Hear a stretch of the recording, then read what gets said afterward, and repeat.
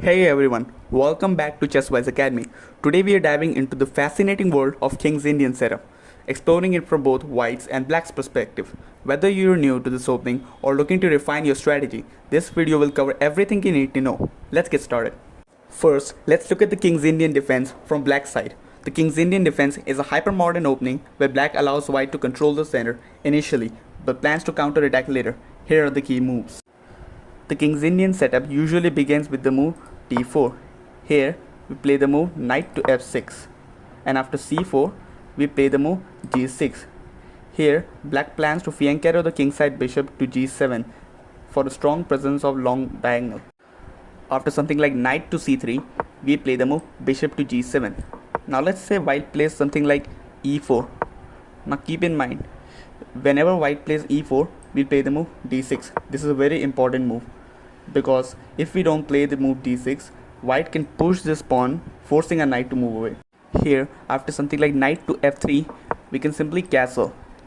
And let's say white plays something like bishop to e2. Here, we can play the move e5.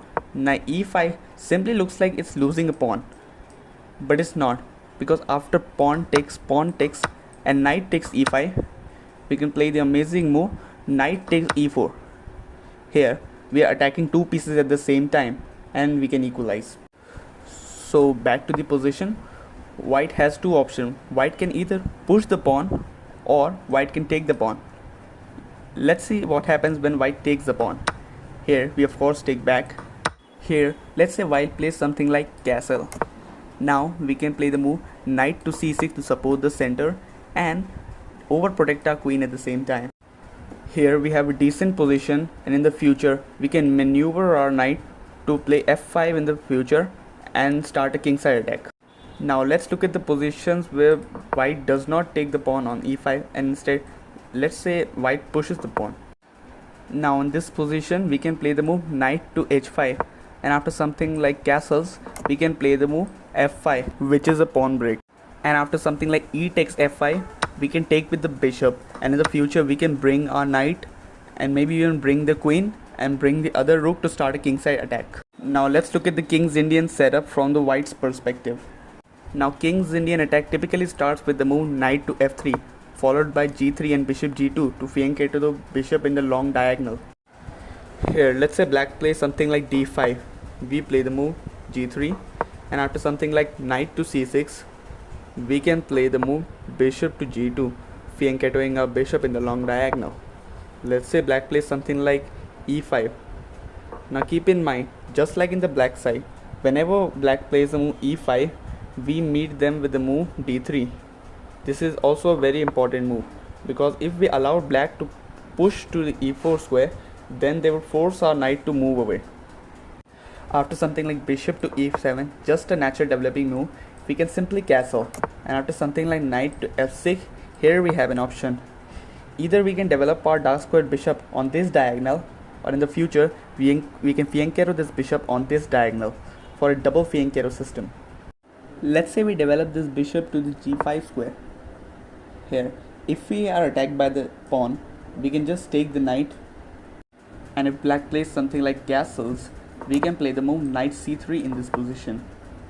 And after something like bishop to e6, we can play the move d4. Now d4 is a very important move. Here black has an option.